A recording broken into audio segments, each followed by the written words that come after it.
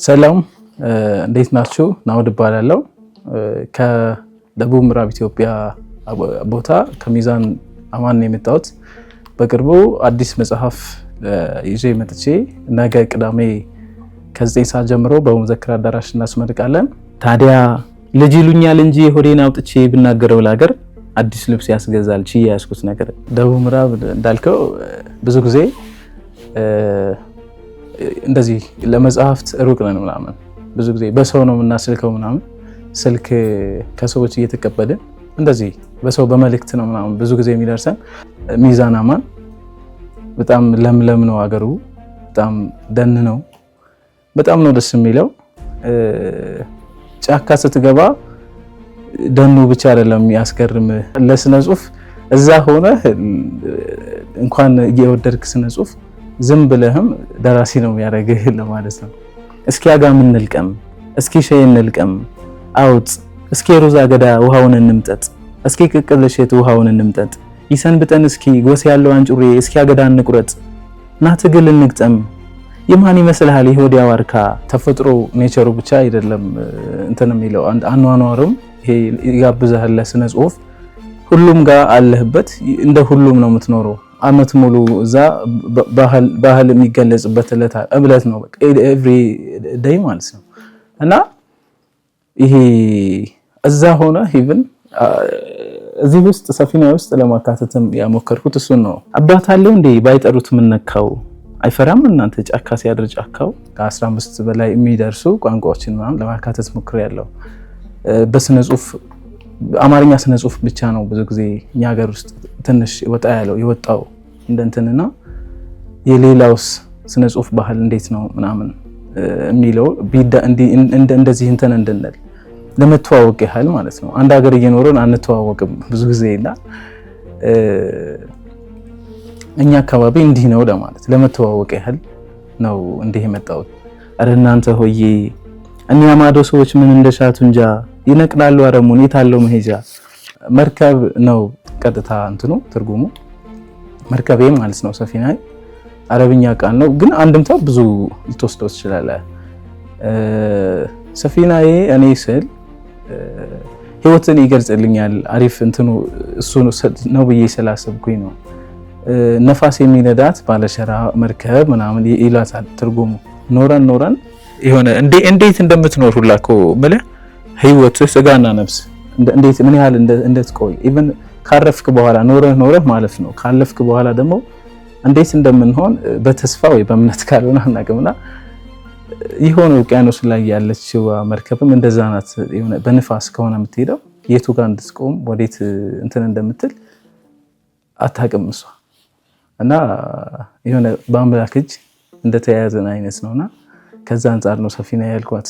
ማር ነው ማታ ማታ ከየኔታ ደጃፍ ደሞ የኔ ፈንታ፣ ያው ከሪማ ጋራ ስተቃቀፉዬ ጫካ መገስገሴ አለልኝ ብዬ ነው መጽሐፍ መስሎ እግዚአብሔር ንግር መስሎ ጌታ። ግጥሞች ናቸው።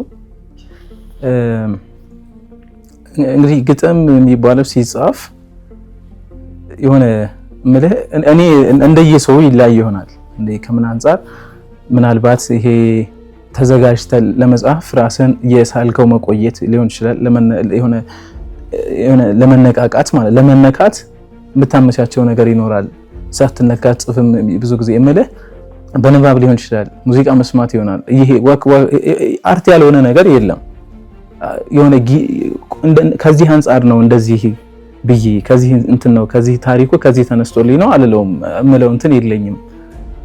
ስነግጥም ደስ ሲለኝ የኖርኩትን ነው የጻፍኩት። እስኪ በዚህ ልጓዝ ማንም ቢሰጠኝ ስም የሰው ትዝታ ነው ለአንድ እግረኛ አልፎ ያች መንገድማ አይፈርስም።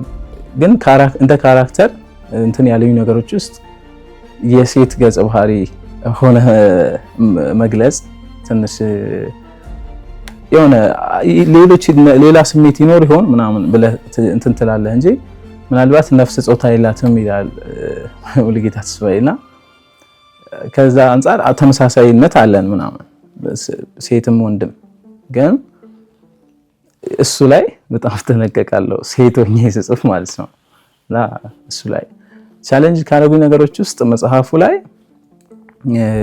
ቋንቋ የሚጻፍ ነገር የሚታተም ነገር ስለሆነ መጽሐፍ የሚሆን ነገር ስለሆነ ቋንቋ ቻሌንጅ አድርጎኝ ነበር ብታያ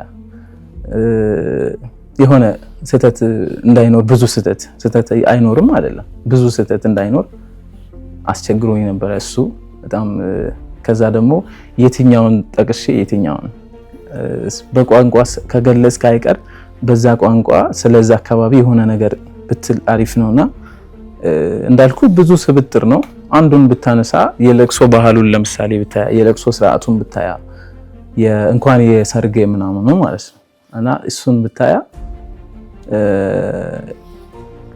ሙዚቃ ነው በቃ ለቅሶ ስነ ስርዓቱ በጣም ነው የሚገርምህ ምናምን ቀፎ ሰቅየበት ትልቁን ሆጪቃ ቅኔ ቀራኒዮ ቅኔ ጎለጎታ እዚያው ተንጠልጥዬ ማልዶ ጎህ ይብታል እኔም ቃል ሆንኩና እኔም ሰው ሆንኩና ደሞ ይግሌም ብዬ ያገልግሌም ብዬ ወንዝማ ያሻግር ማር አልነፍግም ብዬ አላህ እስከዛሬ ቃል ያሰነብታል።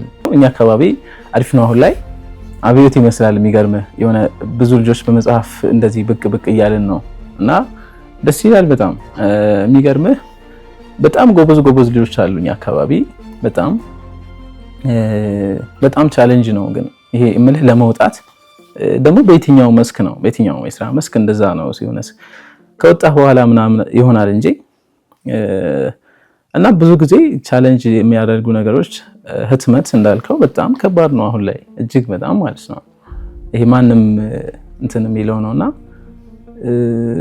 ብዙ ጊዜ ደግሞ ይሄ ለመጽሐፍ እየጻፍክ ያለ የሆነ ምናምን ህይወትህ ስለሆነ የምትኖረው ስለሆነ ይሄ የምትኖረውን ህይወት ስለሆነ ምናልባት ያ ሳክሪፋይ አትቆጥሮ ይሆናል ግን በጣም እንትን የሚለው ሞር የሚበዛው ይሄ ለግብ ከሰራኸው በኋላ ይድረስልኝ ለምሳሌ ክርስቶስ እንኳን ከሰራ በኋላ ነው መልክ ፍጥረቱን ሲሰራ ምናልባት እሱ እንትን አላለም ይሆናልና ለሰራው ለፍጥረቱ ግን የሆነ ሞቷል የሆነ ሳክሪፋይ ነውና እንደዛ ነው ምናምን ብዬ ነው ማስበው የቀለጠች እንደው የፈሰሰች እንደው ትር ያለች እንደሆነ የጠጠረች እንደው እኔ የለሁበትም ትልቁ ነገር ይሄ ራስህን አስተዋውቀህበት እንዴት ነው ሰው ጋር የሚደርሰው እንዴት ነው ሰው መጽሐፌ ጋር የሚደርሰው እኔ ብዙ ጊዜ ኃላፊነቴን እየተወጣው ነው ብዬ ነው ማስበው አደረኩ አይባልም ግን እንደዚህ መስጠት ነው የምፈልገው የሆነ ካልከሰርኩኝ የሆነ ያሳተምኩበትን ካገኘው ሰው ጋር ደርሶልኝ ለመተዋወቅ ነው የምፈልገው እንዳልኩ ከዛ በኋላ ይደርሳል ሁሉ ነገርና እሱ ነገር ትንሽ ከባዱ ነገር ነው አታበቅለው የለ ታሳዝነኛለች ጠለቅ አድርገው ሲያርሷት እንቢ ብላ ባለች አውጥታ ሾህሬት ዘርተውባት ማብቀል አይደክማትም መሬት ጉዳይ እኔ እንደራሴ እንዳልኩ እንደ መምረጥ እንጂ ማወዳደር ስለሌለው ነው ለኔ የሚገባኝ የሆነ ህይወት አለ ወይ ስነ ጽሁፉ ነው እንጂ ከቅርጽ ከስልት ከምናምን እኔ የለውበት ቅዳሜ በቀን 9 ወመዘክር አዳራሽ ትመረቃለች መጽሐፏ እና አዲስ አበባ ውስጥ ያላችሁ ሚዲያውን ተከታተሉ ሰዎች እንድትታደሙ ጋብዛለሁ ይቅር እንታረቅ ሳትደርቅ ምራቄ እንዳትናጅብኝ ሄጃለሁኝ በቃ እንዳትፈርሽብኝ ነው አዝግሜ ምራቄ